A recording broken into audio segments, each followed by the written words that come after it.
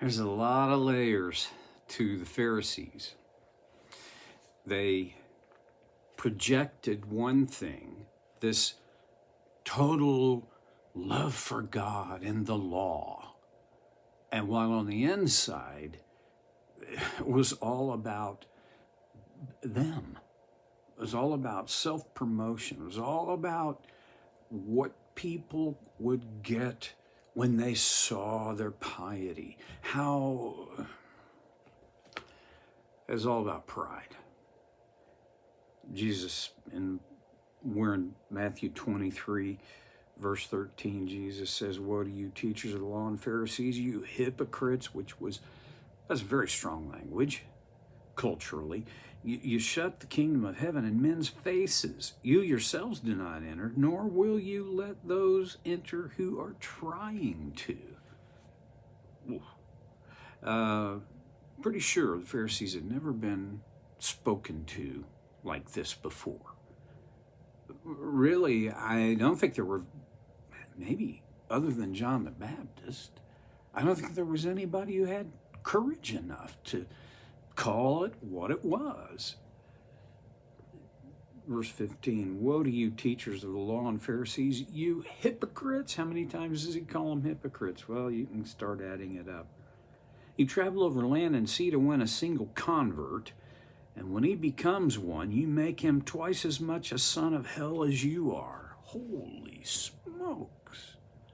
See, one of the big pieces of the Pharisees' identity was that they were sons of Abraham and that Moses was their leader. And Jesus, he doesn't mince words here. You go out and you cross land and sea to find a convert, and once you've converted them, and that's not converted them to excuse me, loving God. That's converting them to being a Pharisee. And then you make them twice the son of hell that you are.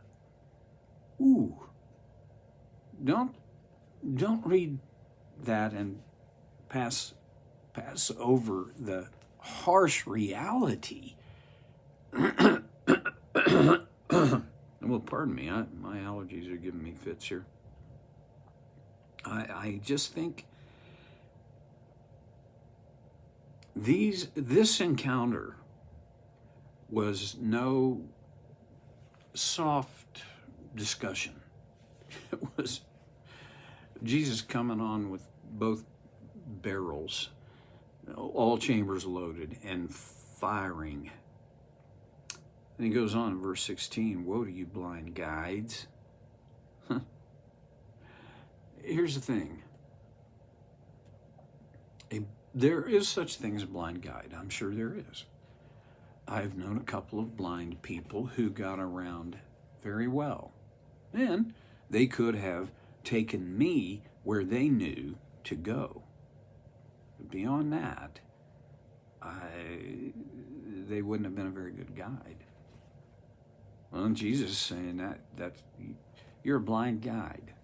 Meaning, you can only take people where you've been. Where'd they been? Well, so far, what Jesus has said leads me to believe I didn't want to go where they had been. Woe to you, blind guides. Oh, here's the other thing. The Pharisees didn't consider themselves blind. They thought they were the enlightened of Israel. You say, if anyone swears by the temple, it means nothing. But if anyone swears by the gold of the temple, he is bound by his oath. Now, here's the thing. To swear in Hebrew culture was binding.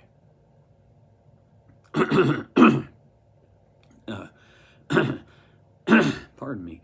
To swear for them was connected to an oath. I don't know where it came to be that cussing was called swearing. Cussing is not swearing. Not in this sense, anyway. You blind fools, which is greater, the gold or the temple that makes the gold sacred? You also say, if anyone swears by the altar, it means nothing. But if anyone swears by the gift on it, he is bound by his oath. You blind men, which is greater, the gift or the altar that makes the gift sacred? I mean, he's just using logic. Therefore, he who swears by the altar swears by it and by everything on it. And he who swears by the temple swears by it and by the one who dwells in it. And he who swears by heaven swears by God's throne and by the one who sits on it. I'm trying to think the last time I swore in this sense, to seal an oath, to seal a promise. I can't remember one. And so when in our culture we would read this and think, okay, well,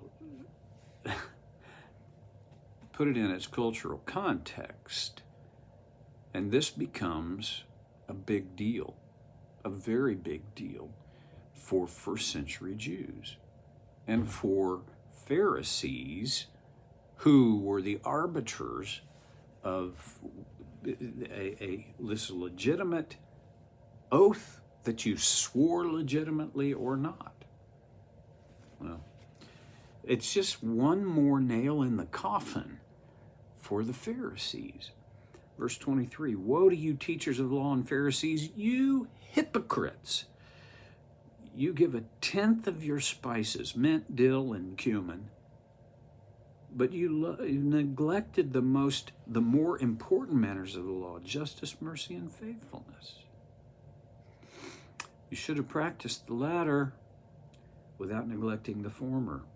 You blind guides, you strain out a gnat, but swallow a camel.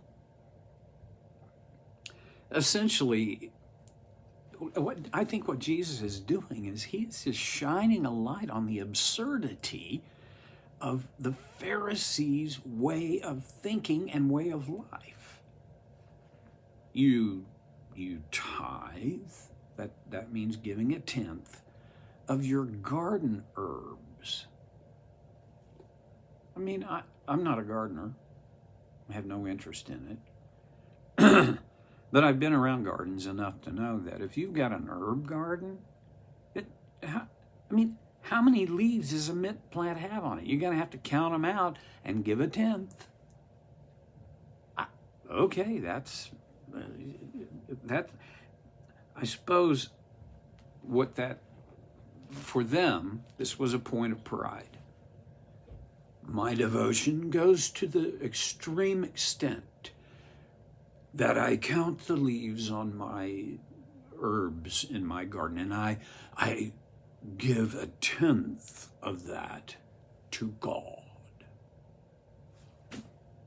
Well, okay, but sorry, Jesus says, you're just a hypocrite.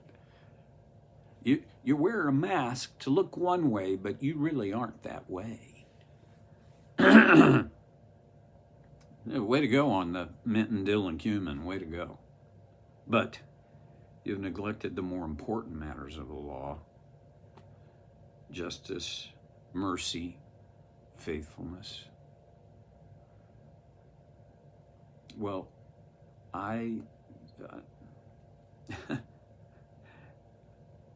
justice. Okay. You know, that's getting and giving what is deserved. And the Pharisees had neglected that. I mean, well, it seems like they're all about the law. You get what you deserve from the law, and we'll make sure it happens.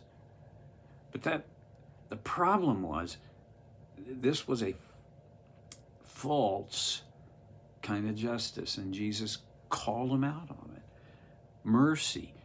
the Pharisees, mercy was not in the vocabulary of the Pharisees, except where it applied to them. Receiving God's mercy, I'm sure they hoped for. But as far as giving mercy, apparently, from all by Jesus' time, mercy was not a part of it for the Pharisee. Faithfulness? Wow, I thought tithing a tenth of my cumin, for crying out loud, was being faithful. Well, no. Because you can be faithful with your garden plants, but not faithful with your heart of hearts. And that was the case with the Pharisees. You blind guides. Again, that you strain out a gnat, but swallow a camel. Wait, what? Okay. In this day, in Jesus' day, clean water was a bit of a problem. And so a worthwhile practice and common practice was that you would put a cloth like a cheesecloth over your container before you poured in new water or milk or whatever it was, and that would strain out the impurities like gnats, okay? And the Pharisees were very meticulous with this. And Jesus said, well, you strain a gnat, but you'll swallow a camel. Okay, that cannot literally happen. What's he saying? I mean, that's hyperbole. For you're all about these little things, but you missed the point. The bigger point, the biggest point. Okay. Verse 25. What are you, teachers of the law and the Pharisees? You hypocrites. You clean the outside of the cup and dish, but inside they're full of greed and self-indulgence. Blind Pharisees, first clean the inside of the cup and dish, and then the outside will be clean. Well, he's not talking about literal cups and dishes, but the Pharisees were meticulous about literal cups and dishes and making sure they had been ceremonially cleansed. Jesus was talking about their heart. Clean the inside, and then the outside will automatically be cleaned. Well, we're not done with all these woes for the Pharisees, but we are just about out of time for today. Every time I read these, I have this sense, I have this little, poke on the forehead. Am I a Pharisee? Have I approached my worth and your worth on the basis of this hypocritical lifestyle that says, I'm good, you're not. I am the standard of good, and you're falling short. In other words, in my pride, have I become a judge and an arbiter? I don't want to be.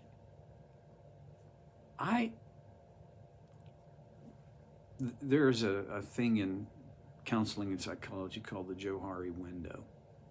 And it talks about how all of us know things about ourselves that we don't like, and all of us have things that others see about us and don't like, and then there are things that we don't see about ourselves.